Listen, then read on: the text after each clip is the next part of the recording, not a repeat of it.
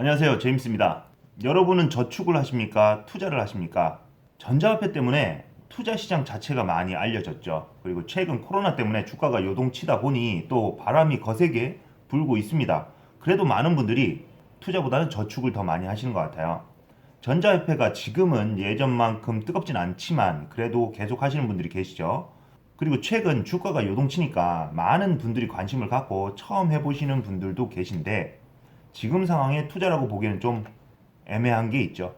남들이 와 이때다 하니까 해본 적 없는 사람들이 평소 관심도 없던 그런 분들이 급 관심을 가지면서 묻지마 투기 도박하고 있는 게 아닌가. 뭐 그거랑 좀 다를 게 없지 않을까요? 남들이 몰리니까 나도 그냥 왠지 해봐야 될 것 같은.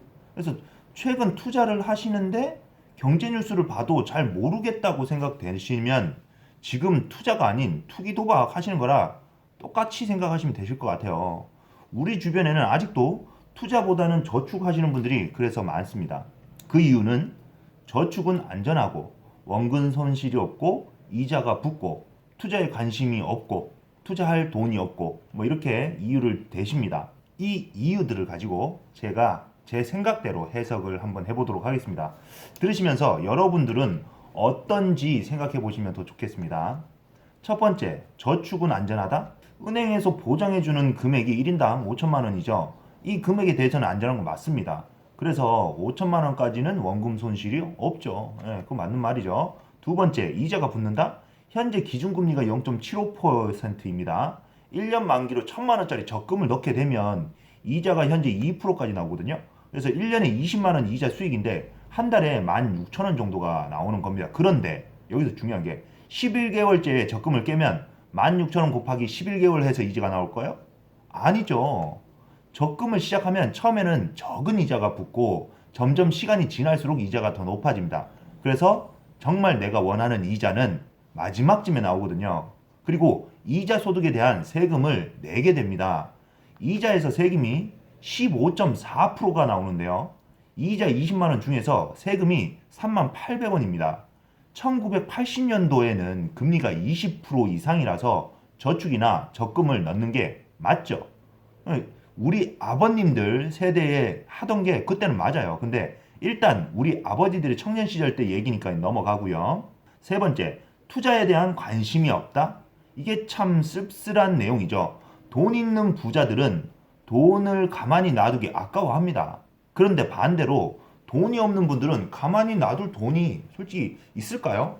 쓸 돈도 빠듯하고 여유가 없는데 무슨 투자에 대한 생각을 하겠습니까? 가족을 먹여 살려야 하는 분들 입장에서는 언감생신이란 말이 나올 수밖에 없는 거죠. 언감생신이란 어찌 감히 그런 마음을 먹을 수 있으랴라는 뜻인데요. 예. 이렇게 세 가지로 대충 해석을 할 수 있습니다. 그런데 여기에 우리가 생각지 못했던 부분이 무엇이 있을까요? 바로 인플레이션이라는 겁니다. 쉽게 말해서 물가가 매년 오르는 게 얼마냐인데요. 요즘은 수시로 세계 경제가 엎치락 뒤치락 해서 평균을 따질 수가 없습니다. 그래도 따져야 한다면 2000년대에 들어와서 세계적인 이슈가 없었다면 매년 5%입니다. 1천만 원을 가지고 물가 상승률에 맞으려면 1년에 이자로 연 6%가 나와야 합니다. 1년에 60만 원이 나와야 되고 세금으로 15.4% 한마디로 92,400원을 빼면 50만 원 정도가 나오거든요. 이렇게 금리가 6%이어야 원금 손실이 실제로는 없는 겁니다. 그리고 매월 10만 원 없답니까? 수익은 매월 매년 평생 고정되어 있습니까? 수익은 50대까지 늘어나게 되어 있습니다. 웬만해선 그렇죠. 그리고 남자들이 술, 여자 멀리 하면은 총각들 남는 게 돈 아닐까요? 여러분들 그렇게 생각 안 하세요? 3, 4인 가정에서도 정말 먹고 사는 것 외에 철저하게 열심히 사는 분들도 계실 겁니다. 이런 분들 저축 열심히 하시죠. 참 어렵게 모으시는 거 맞습니다. 그리고 그렇기 때문에 투자를 더 못할 수 있어요. 이름에 희망이 사라지는 것일 수 있으니까요.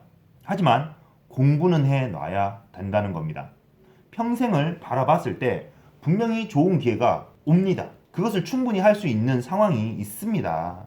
그런데 마음의 여유가 없으니 관심이 없고 하지도 못하고 겁나고 어렵고 하시겠죠? 제가 고등학교 때요. 저 한 달에 용돈 10만 원 받을 때 핸드폰 요금 5만 원 정도였고요. 그리고 운동 끝나면 그때 운동했었으니까 김밥 한 줄 사 먹었었습니다. 한 달에 2만 원 나오죠. 제가 온전히 마음대로 쓸 수 있는 돈이 한 달에 3만 원밖에 안 됐어요. 대학교 때도 점심 먹을 돈이 모자랄 때는 제 친구 과제물 대신 해주고 밥 얻어 먹었습니다. 친구 차 타고 가려고, 왜냐면은 버스 타면 1시간, 2시간 걸리는 거 친구 차 타면 30분이면 되거든요. 그래서 아침마다 그 친구 잠 깨우러 갔었어요. 왜냐면은 그냥 얻어 타고 다니면 기름값도 한 번 안 주면서 사람이 염치는 있어야 될 거 아닙니까? 태영아, 그때 정말 고마웠다. 아직 한 번씩 생각난다. 좀 연락 좀 하고 살자 우리. 새벽 6시에 수영장 알바해야 됐습니다. 저는. 그리고 학교 이름을 등에 걸고 대회에서 입상해야 20만 원 정도 상금 나오고요. 성적 장학금 50%였는데 이거 못 받으면 저 학교 쉬어야 했습니다. 저 가난이란 게 정말 싫었거든요. 그래서 성인이 되어서는 제가 하고자 하는 대로 살았습니다. 그리고 돈 벌었습니다. 얼핏 생각하기로는 한 10억 정도? 뭐 그렇게 번 것 같아요. 사회생활 하면서부터 최근까지 번 게. 근데 잘 먹고 정말 잘 살았죠. 하고 싶은 대로 다 하고 살았죠. 그런데 최근 3년 동안 코인 1억 날리고 친구한테 2억 사기 맞고 뭐 아버지 돌아가시면서 또 경제 또 하락했죠. 52시간제 최저임금 인상되고 코로나 이제 터졌죠. 그러니까 여러분들 돈은 분명히 더 벌게 됩니다. 걱정 마세요. 근데 진짜 걱정해야 될 것은 벌었던 돈이 나중에 순식간에 사라질 수도 있다는 겁니다. 내가 못나서 돈에 눈 멀어서 코인 하다가 저 같은 경우 날렸잖아요. 그리고 친구한테 사기 맞았잖아요. 왜냐? 내 욕심 때문에. 그리고 술 먹고 여자 만나면서 탕진하고 좋고 비싼 차 타고 다니고 남들 돈 빌려주고 못 받고 사업하면서 제품 구매해놨는데 문제 생겨서 쓰레기 되고 그렇게 많은 돈이 순식간에 사라지더라고요. 실제 제 경험담입니다. 사업하다 안 좋은 거는 어쩔 수 없지만 그 외에 제가 조금만 조심했으면 그래도 현재 몇 억은 손에 아마 쥐고 있었을 겁니다. 그런데 여러분들 안 그럴 것 같습니까? 돈이란 게요. 붙기 시작하면 사기꾼 쓰레기들도 같이 붙어요. 주변에 쓸데없는 꽃뱀들도 분명히 붙습니다. 또는 여러분들 스스로 불러들이게 되기도 해요. 나중에 경기가 나빠지면서 수익이 줄어드니 원형 탈모까지 오더라니까요, 제가. 네. 이제는 좋아졌지만, 그러니까 말할 수 있겠죠. 그때 정말 진짜 아찔했습니다. 여러분, 자신감 넘치는 거, 잠깐입니다. 미리 준비해 놓으세요. 저축만이 살 길이 아닙니다. 어떤 분들은 부동산 얘기하시는데요. 몇 억 언제 모으시겠어요? 어떤 분들은 부동산 얘기하시는데요. 몇 억을 언제 모읍니까? 뭐 저렴한 거? 내 돈 크게 안 들어간다? 웃기지 말라고 하세요. 내 돈, 그래도 내 돈 5천만 원 들어가려면 보통 1억 들고 있어야 돼요. 그 1억 언제 모으실 건데요? 그래서 사업하는 거고요. 사업하다가 조금 모이면 금융 공부하고 주식 공부하는 겁니다. 제 방송이 그래서 존재하는 거 아니겠습니까? 중간에 낭떠러지 조심하시라고 제가 이 방송을 하고 있는 겁니다. 매일 안 들으셔도 돼요. 차 타셨을 때 켜놓고 들으십시오. 그거면 충분합니다. 초창기에 제가 30분씩 방송했었는데 요 근래는 제가 4분, 길어야 13분 정도예요. 여러분도 돈 펑펑 쓰고 다닐 수 있습니다. 분명히.